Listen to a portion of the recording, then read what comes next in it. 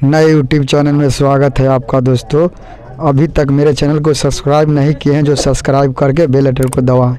आज मैं दिखाने जा रहा हूँ किस तरह से सोन नदी में मजदूर खटते हैं। हमारे वीडियो पर बने रहे दोस्तों।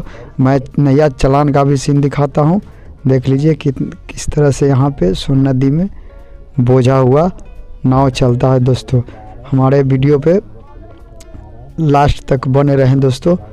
आगे और भी नाव दिखाऊंगा ये किस तरह से नाव चलता है और किस तरह से घाट की ओर जाता है। ये दोस्तों सोन नदी बिहार में पड़ता है दोस्तों। अभी मैं घाट की ओर जा रहा हूँ। बने रहे हमारे वीडियो पे जो देखिए किस तरह से मजदूर यहाँ पे नाव को खाली किया जाता है और ट्रैक्टर पे भर के और ट्रैक्टर से भर के ऊपर ले जाते हैं। ऊपर से ट्रक पे लदा के सभी स्टेट में पहुंचाया जाता है, जो कि यहाँ पे हज़ारों की संख्या में नाव चलता है और लाखों की संख्या पे यहाँ पे मजदूर काम करते हैं।